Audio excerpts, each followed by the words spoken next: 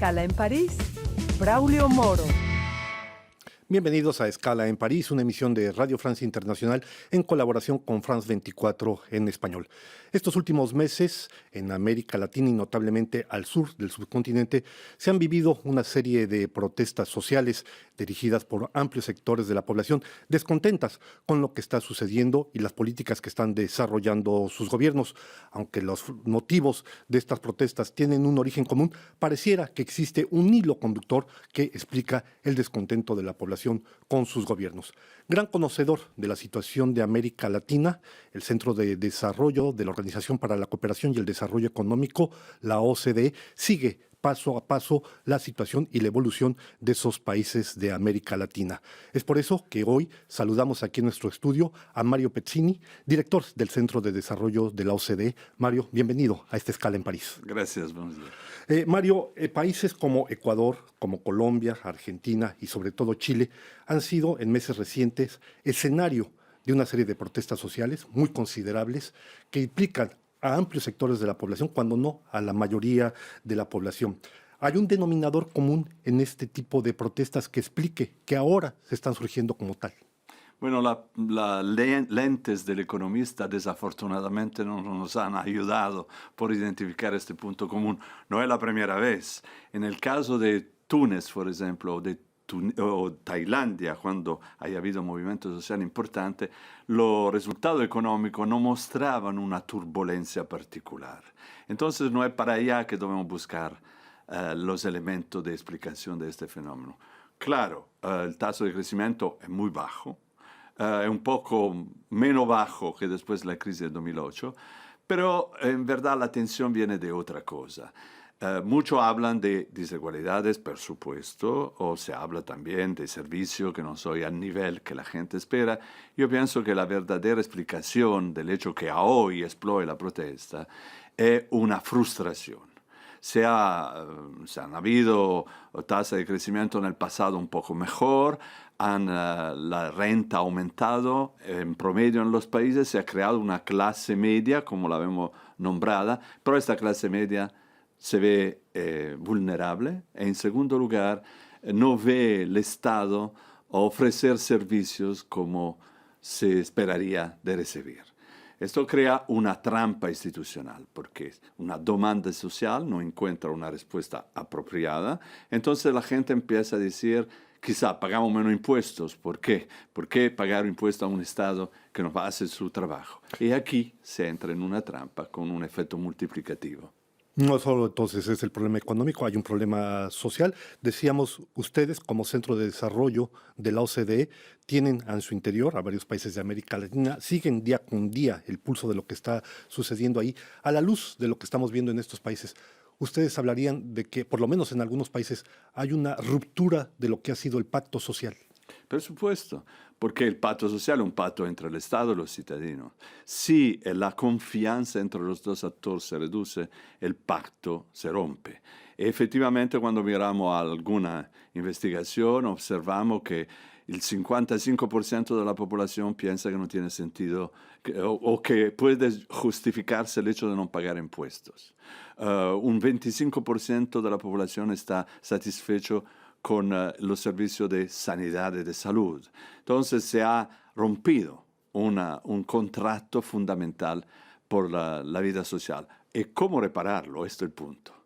En muchos casos en el pasado nosotros pensábamos que era suficiente organizar una buena administración en que en cada sector se trataba de adoptar algún estándar de manera que todo podía funcionar. Pero lo vemos, es bastante un pequeño cambio en el precio del metro por tener una explosión social. Entonces no es suficiente cambio marginal en alguna política. Probablemente se necesita de reconstruir un pacto. En este terreno hablamos de 4 países donde las manifestaciones han sido muy notorias, pero no son los únicos de los que podemos evocar en América Latina. Si vamos hacia América Central también ha habido fuertes protestas. ¿A quién le está yendo bien en América Latina? Si hay alguno. En términos de países, yo pienso que no, la respuesta desafortunadamente no es muy positiva, en el sentido que si nosotros comparamos con otras regiones, ¿qué vemos? A partir del 2000, a llegar al 2018, en promedio cada año ha habido un crecimiento del PIB que era más o menos del 7.8% en Asia. En África estamos hablando de 3.4%. En Latinoamérica estamos a niveles muy bajos, entre 1 y 2%, incluido más bajos si observamos algunos países. Con lo cual, América Latina ha perdido su posición relativa en el mundo. En segundo lugar, la tendencia actual es muy negativa. Estamos hablando de un crecimiento prácticamente pari a cero. En África no es así, en Asia no es así. Entonces, creo que en general, como continente, la situación se debe rever.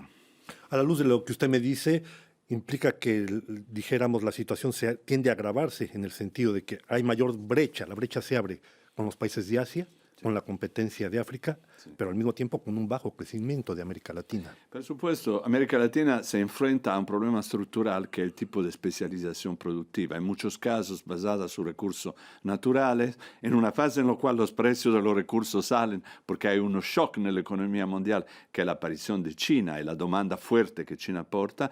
Esto puede funcionar. Cuando en general el nivel de actividad económica baja, quien ofrece este tipo de producto no se encuentra en posición competitiva. Por ser claro, nosotros tenemos este año un crecimiento global de 2.9%. El año próximo pensamos que va a salir a 3%. Es un nivel muy, muy bajo.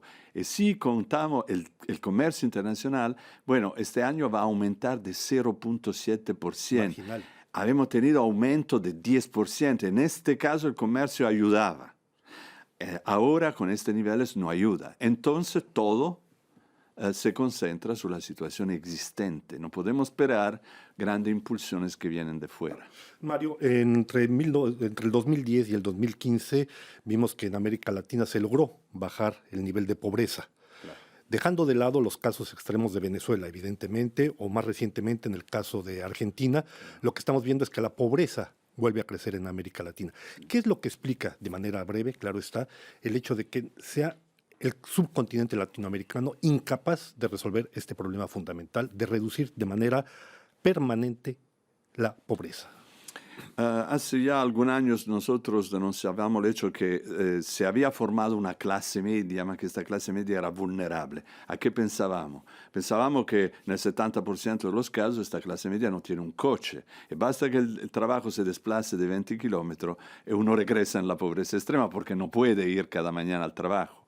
O que se trataba del 65% de casos de gente que trabajaba en la economía informal. Ahora no se paga seguridad social, no se tiene pensión. Cuando uno se jubila, regresa en la pobreza extrema.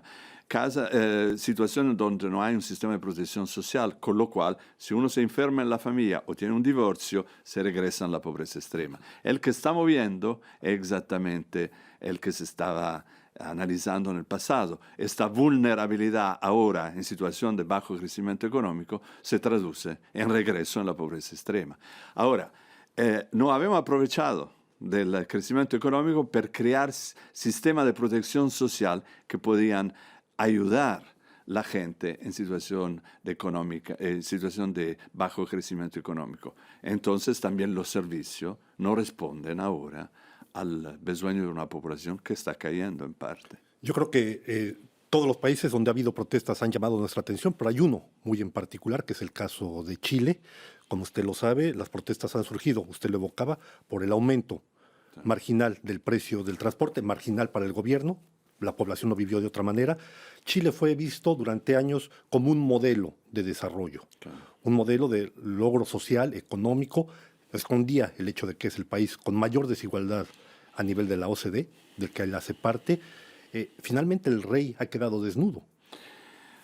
La expresión tiene un gran impacto, por supuesto, ma il punto è effettivamente esto, es decir, que un modelo en Chile ahora se demuestra como un modelo que ha terminado su función o que nunca la ha jugado verdaderamente. ¿Qué hacer entonces? Esa es la pregunta. Aquí se trata de reconstruir, por supuesto, un contrato social. Estamos en Francia, nosotros recordamos que pasó después del 68 en Francia, se han hecho los acuerdos de Grenelle, es decir, se ha sentido la necesidad de un nuevo pacto constitucional y diferentes actores se sentaron por mucho tiempo por discutir qué visión compartir, qué estrategia compartir y cómo ponerla en marcha. Pienso que en muchos casos en Latinoamérica esto se debe producir también, porque tenemos una crisis de sociedad y por hacer frente a la crisis de sociedad se debe reconstruir un pacto social. Pero hoy estamos en un mundo diferente que en el pasado. La gente fue a la escuela, se ha acostumbrado a la información, se manifiesta. Inmediata, incluso. Inmediata, sale en la calle. No se puede entonces pensar que un líder, una pequeña élite pueda definir el diseño complejo. La gente pide voz y se debe darle una voz. En la construcción de los planes nacionales, por ejemplo, de desarrollo, se debe pensar a cómo involucrar los actores locales, a cómo involucrar los sindicatos, a cómo involucrar todo este cuerpos sociales que puedan ayudar a la reconstrucción de un sentido societario. Pide voz y también pide capacidad de decisión. Por supuesto, por eso estoy diciendo, hay más y más en algún caso la producción de planes de desarrollo que se llaman negociado. ¿Qué se entiende? Se entiende que se deben discutir con diferentes actores, se deben hacer experiencias, experimentos, y después ver si se pueden generalizar algunas ideas. Porque estamos claramente en una situación muy difícil donde la respuesta no la tenemos ya, mas se debe discutir con los actores. Mario, entendiendo que es una pregunta complicada por la variedad de situaciones específicas de cada país, de manera resumida, ¿qué diagnóstico hacen ustedes para los años a venir en el caso de América Latina? Yo pienso que la situación no es seguramente una situación fácil, porque el que se está produciendo es que también la diferente otra región del mundo se están recentralizando. África sí crece gracias a una demanda endógena. Asia se está recentralizando también como consecuencia de la guerra comercial. Entonces, o Latinoamérica identifica un proyecto fuerte de integración regional y sobre todo nuevos contratos sociales con los ciudadanos, si no el cuadro va a ser complicado. Pues estamos ya así llegando al final de esta escala en París. No nos queda sino agradecer aquí la presencia de Mario Pezzini, director del Centro de Desarrollo de la Organización de Cooperación y Desarrollo Económico, la OCDE. Mario, muchas gracias por haber venido a nuestros estudios. A ustedes les damos una nueva cita la próxima semana aquí en otra escala en París.